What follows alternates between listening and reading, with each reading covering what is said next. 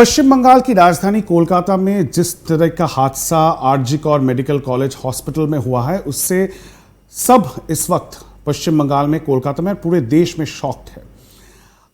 जो postmortem report है, जो प्रिलिमिनरी इंक्वेस्ट रिपोर्ट है, वो पब्लिक डोमेन में है, सोशल मीडिया में वायरल हो गई है। जो फाइनल पोस्टमार्टम रिपोर्ट है वो परिवार को सौंप दिया गया है। और हमारे साथ इस वक्त एक डॉक्टर हैं जो AIFGDA करके जो डॉक्टर्स के संगठन हैं उनसे बिलोंग करते हैं, और वो खुद गए थे इस परिवार के साथ मिलने। जो पीड़िता हैं उनके पेरेंट्स से वो मिले हैं, और जो फाइनल पोस्टमार्टम रिपोर्ट पुलिस ने हैंडओवर किया है पीड़िता की फैमिली को, वो पोस्टमार्टम रिपोर्ट उन्होंने खुद देखा है। हमारे साथ इस वक्त है डॉक्टर सुबर्ण गोस्वामी, जो राज्य सरकार के एक डॉक्टर भी हैं और एडिशनल जनरल सेक्रेटरी है AI all India federation for government doctors association के। डॉक्टर साहब, बहुत बहुत शुक्रिया आज तक में समय देने के लिए। सबसे पहले आपको ये सवाल पूछना चाहेंगे कि आप पिछले रविवार को जो पीड़िता है, जो विक्टिम है, उनके घर आप गए थे, एक डॉक्टर्स के डेलीगेशन के सदस्य के हिसाब से आप उनसे मिलने गए थे, और जब आप उनके घर गए तो उनके पास जो पोस्टमार्टम रिपोर्ट था वो आपने देखा था। अब बहुत सारे रिपोर्ट्स इस वक्त मीडिया में चल रहा है, बहुत सारा स्पेक्यूलेशन हो रहा है। कोलकाता पुलिस ने एक व्यक्ति को अरेस्ट किया है जिसे मूल सस्पेक्ट, मेन सस्पेक्ट कहा जा रहा है, लेकिन जो पोस्टमार्टम रिपोर्ट है मेडिकली, वो आप एक एक्सपर्ट के तहत उसको देख के आपको क्या लगता है, निष्कर्ष क्या है? देखिए, उस दिन जिस दिन घटना हुआ 9th को हमको पता चला कि ऐसा एक घटना हुए है अलीगढ़ अस्पताल में। और वो मेरा ही कॉलेज, मेडिकल कॉलेज है, मैं उसी कॉलेज से पास आउट हूँ। तो हम लोग गए थे उधर, जाके कर देखा कि वो उसका जो पेरेंट्स है उन लोगों को सुइसाइड बोल के बुलाया गया था, और 3 घंटे तक बैठे रखे थे और जो प्रिंसिपल के चेम्बर में उसको बॉडी का देखने नहीं दिया। उसके बाद हम जब मूवमेंट शुरू किया तब पोस्टमार्टम हुआ, वीडियोग्राफ पोस्टमार्टम ऐसा कुछ हुआ। संडे को जब हम उनकी घर गए थे तब उनका उस दिन ही मिला फैमिली को जो पोस्टमार्टम रिपोर्ट है उन्होंने दिखाया। हम मेरे को एक कॉपी भी दिए, शेयर किया है उनका, उसका पिताजी। तो पोस्टमार्टम में जब देखा है तो ये बहुत सारे injuries in all over the body, सारे शरीर में, मुंह से पैर तक बहुत सारे multiple injuries, and that injuries reflect atrocities, and it's a reflection of vengeance. It's not only lust, but it reflects vengeance. There are multiple injuries over the face. Both the eyes were suffused, congested with blood. Nose, the cheeks, lips, both the lips, below the jaw, the throats, the necks, just behind the shoulder, knees, ankles, everything, including the private parts, were injured. And blood was oozing out from her mouth, from her nose, as well as from her side.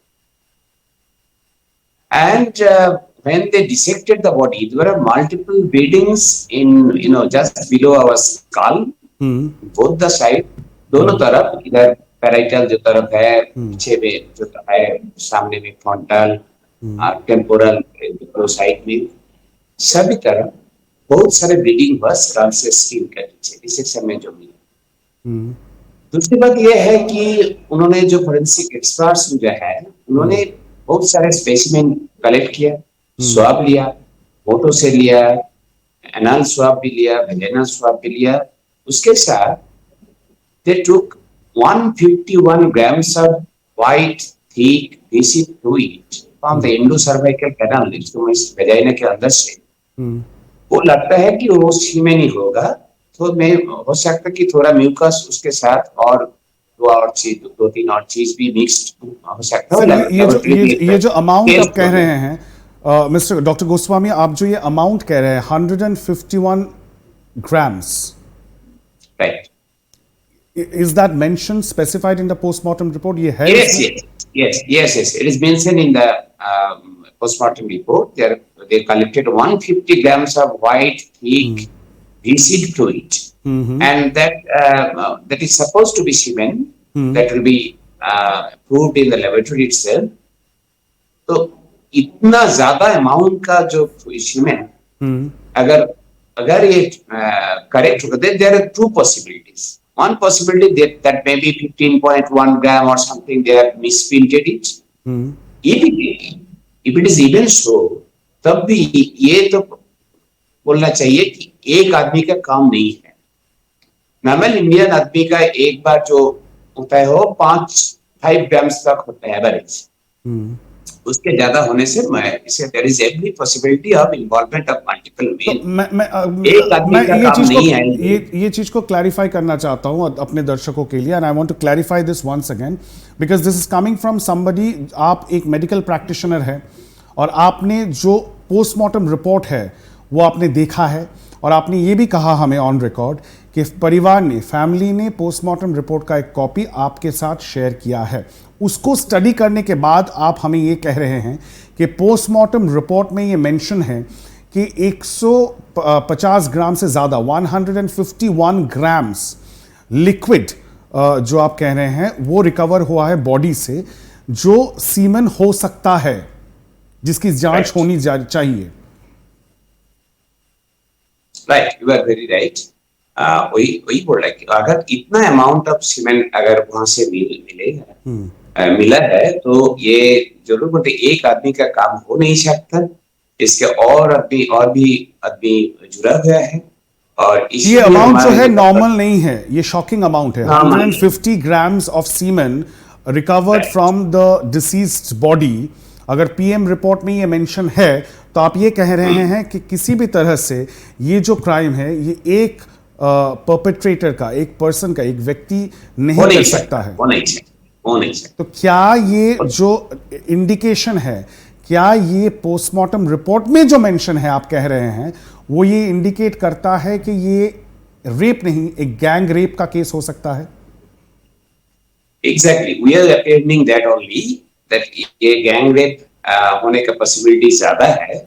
और तीसरी बात एक है, और एक point है postmortem में, ये जो पुलिस ने बोलने का कोशिश कर रहा था कि पहले मर्डर फिर रेप हुआ था, ये पोस्टमार्टम रिपोर्ट ने नेगेट कर दिया. ये पोस्टमार्टम रिपोर्ट में क्लियरली उन्होंने मेंशन किया है कि all this happened ante mortem, not postmortem. Ante mortem means मौत से पहले. First she was raped and then she was murdered, not the other way around. So that is also clear. And sir ये भी एक सवाल बहुत सारे doctors ने ही हमें ये बताया है.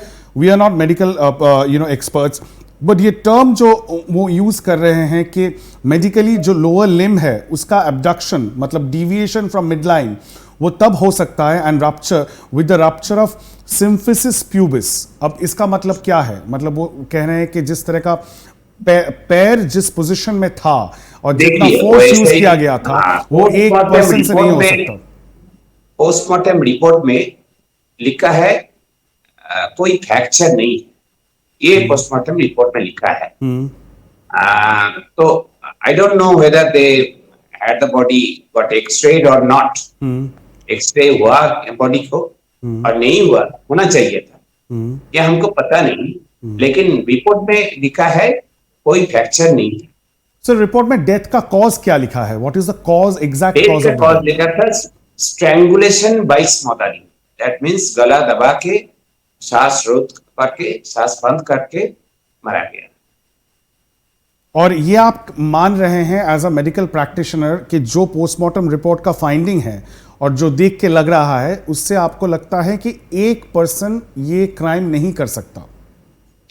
ये पॉसिबिलिटी ज्यादा है कि उससे और भी आदमी इसके जुड़े हुए हैं. इसलिए हम जो डॉक्टर्स का जो ऑर्गेनाइजेशन सारे सब कि उसके नए विचार के लिए जो मांग रहा है, हम जो नारा दे रहे हैं, हम जो मूवमेंट कर रहे हैं, इसका हमारा डिमांड है कि interrogate all other related suspects immediately, have them tested medically, medical test भी करना चाहिए. और जो जिस इंसिडेंट में उस नाइट और उस रात को उसका ड्यूटी थी, उसके कलीग थी, एक साथ डिनर भी किए हुए, सभी को बुलाना चाहिए, इंटरोगेट करना चाहिए और मेडिकल टेस्ट भी करना चाहिए as soon as possible, because time we are losing time. And probably, and if we lose time, probably we are also losing valuable evidence. Evidence, yes, we'll be losing evidences. Doctor Goswami, my last question, एकदम अंतिम सवाल है कि क्या आप जो निष्कर्ष पे पहुंचे हैं, कि आपको लगता है, यू सस्पेक्ट कि ये एक व्यक्ति की काम नहीं हो सकती है? आप कह रहे हैं जो 151 ग्राम्स ऑफ सीमन जो रिकवर हुआ है, पोस्टमार्टम रिपोर्ट में मेंशन है, आप क्लेम कर रहे हैं, इससे आपको वो सस्पेक्ट हो रहा है.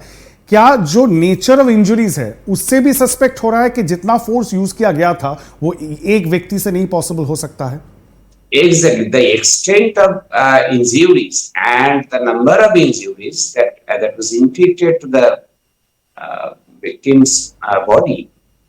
That's for one person. It is very difficult to cause that much amount of injuries. Definitely, this multiple injuries also hints for involvement of multiple men. आपने ये जो आपका जो स्टडी है, आपका जो रीडिंग है, तो आप जब उनके घर में गए थे, विक्टिम के घर में, और जब पहली बार आपने वो पोस्टमार्टम रिपोर्ट देखा, तो आपने ये सब शेयर किया था उनके पेरेंट्स के साथ, तब उन्होंने क्या कहा?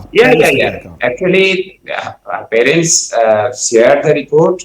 They got it some time back and shared the report and requested me to explain. And when I explained, they agreed because they were suspecting the same also. तो आप ये कह रहे हैं कि माता पिता भी ये इस वक्त ये सस्पेक्ट कर रहे हैं कि ये पीछे और गैंगरेप हो सकता है? वो एक आदमी हो नहीं सकता. उनका भी जो बोलना चाहिए, वो जो बोल रहे थे, कि उसका भी ये एप्रिहेंशन है कि और भी ज्यादा लोग. क्या वो आपको क्या उन्होंने कहा कि वो पुलिस के जो इन्वेस्टिगेशन है उससे संतुष्ट है, क्योंकि उनको 3 घंटा उन्होंने जो बोल रहा था कि हमको तो सीबीआई जांच चाहिए, लेकिन फिर भी हम थोड़ा 2-4 दिन और देखना है पुलिस क्या कर रहा है, उसके बाद ही हम कोर्ट में मूव करेंगे.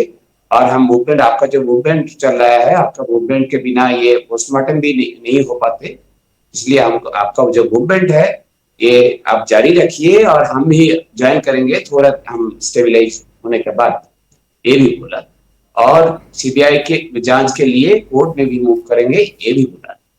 तो अब तो सीबीआई की जांच मिल गई है और शायद कुछ समय में सीबीआई की टीम उनसे बात भी करेंगे.